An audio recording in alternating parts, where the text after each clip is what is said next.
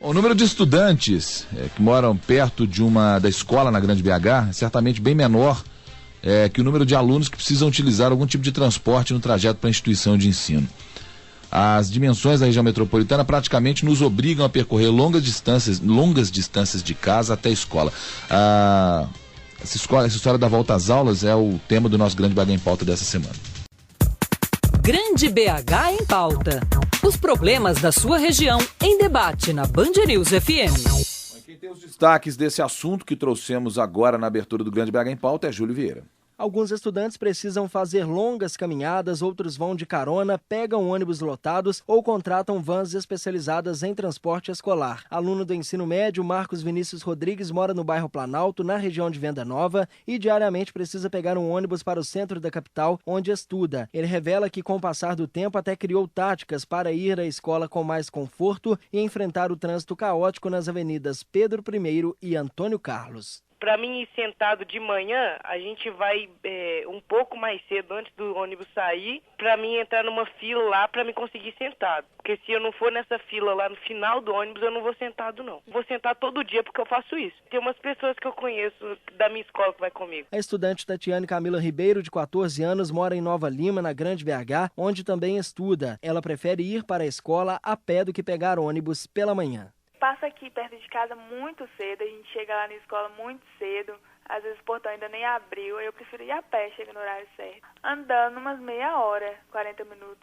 Porém, na volta para casa não tem como escapar do transporte público geralmente lotado de usuários. Muita gente por uma porta só, né? Aí você fica meio cheio, bastante cheio, assim, para entrar é meio difícil. Quem prefere contratar um serviço especializado em transporte escolar também não está livre de problemas. O transporte clandestino esconde riscos que ameaçam a vida dos estudantes, como a falta de cintos de segurança e más condições dos veículos. Kleber Luiz dos Santos, que tem uma van escolar legalizada pela BH Trans, trabalha no ramo há 15 anos. Ele relata que muitas vezes perde clientes para o transporte ilegal por causa do preço mais em conta. Kleber destaca alguns casos de descumprimento da lei que colocam a vida de crianças de até 6 anos em risco. Correria, né? Excesso de velocidade ou excesso de menino, né? Não dobrou, ainda cabe um pouco mais. Mas o dia que tinha fiscalização, por exemplo, aí ao invés dele no doblô que cabe 5, 7, às vezes até 7 crianças,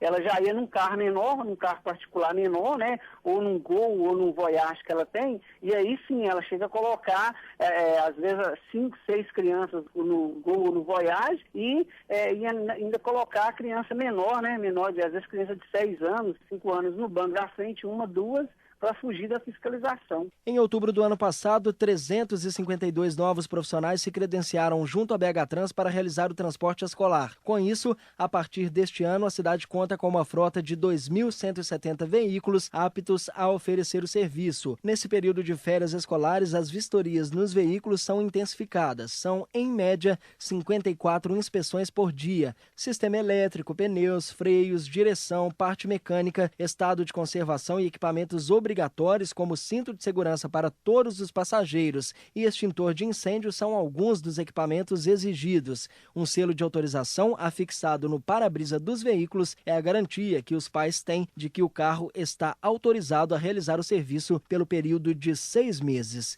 De Belo Horizonte, Júlio Vieira.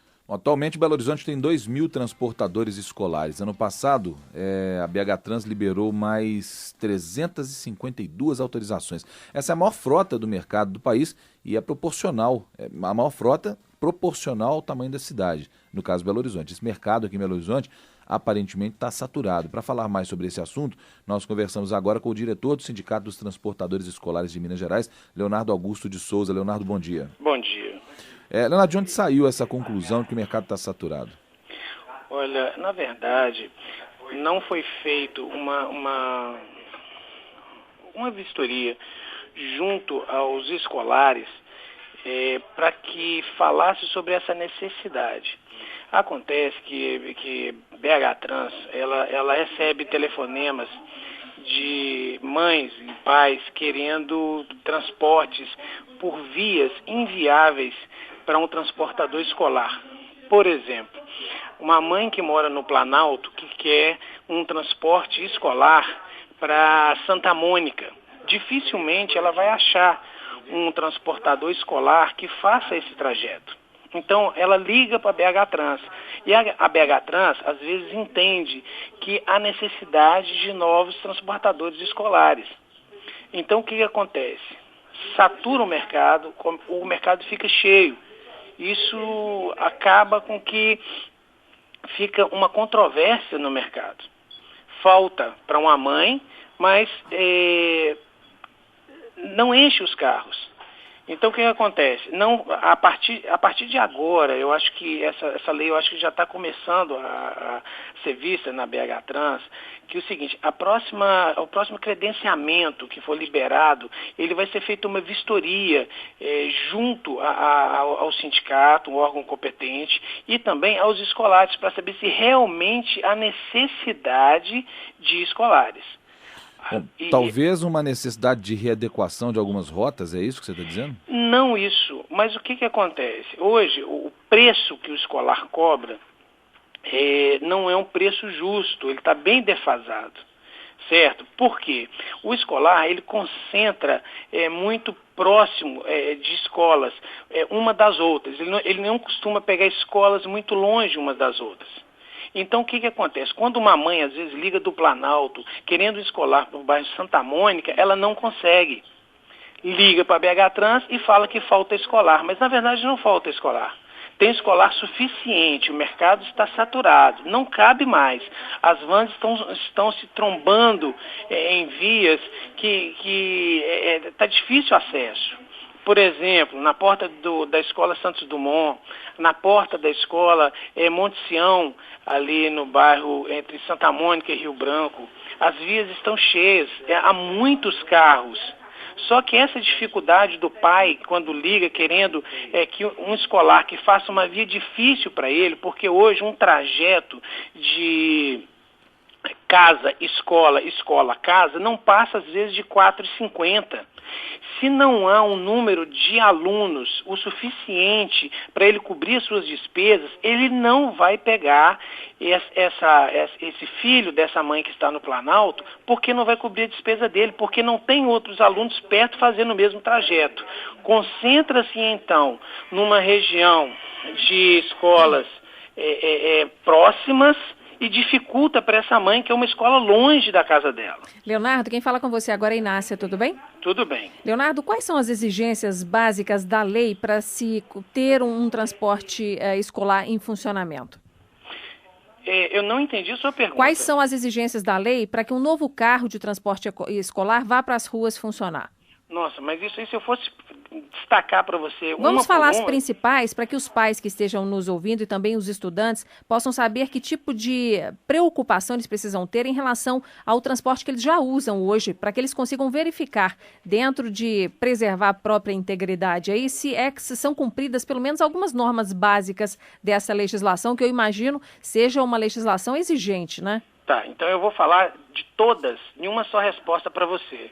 O selo da vistoria da BH Trans no para-brisa do veículo. Quando a BH Trans sela um carro, o carro está apto, o motorista também apto para transportar o escolar. O motorista tem que manter a sua identidade à vista ali bem no painel do carro? Como funciona? Isso não tem necessidade. Inclusive, nós estamos tentando que essa identidade não tenha necessidade de andar ali. Ela não tem necessidade disso.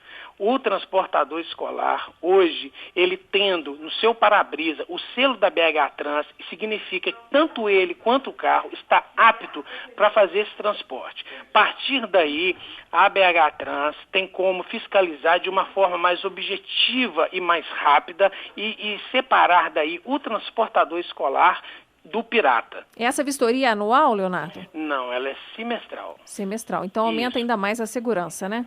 Isso. Agora, o que acontece? Vai também dessa questão da BH Trans estar fiscalizando de uma forma mais enérgica. A BH Trans hoje faz o que ela pode. Ela faz o que ela pode para vistoriar. É muito difícil para a BH Trans, porque no dia que ela está na porta de uma escola, para ela separar o que é um transportador escolar de um pirata, porque esses piratas costumam ser até avisados, certo, aí eles não vão para a porta da escola. A BH Trans, junto com o sindicato, vai ao longo deste ano tentar resolver esse problema.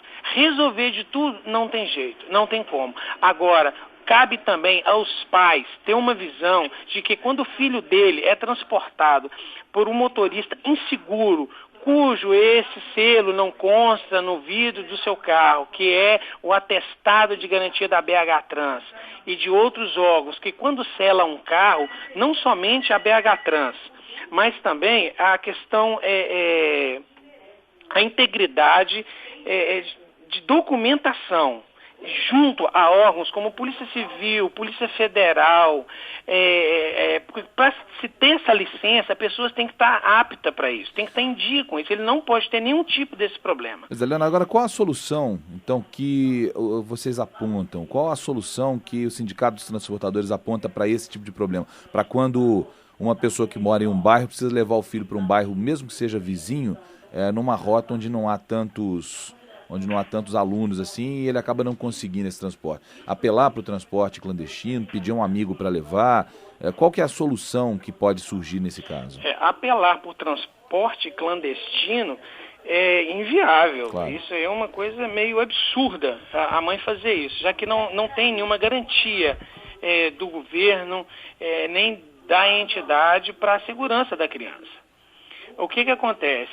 Hoje a gente não tem em vista ainda uma solução para esse tipo de problema. Nós tivemos recentemente, junto com o presidente, Dr. Ramon, da BH Trans, estamos buscando várias soluções para vários tipos de problema. Este tipo de problema cabe também à mãe, quando vai matricular o seu filho, pesquisar esse tipo de situação.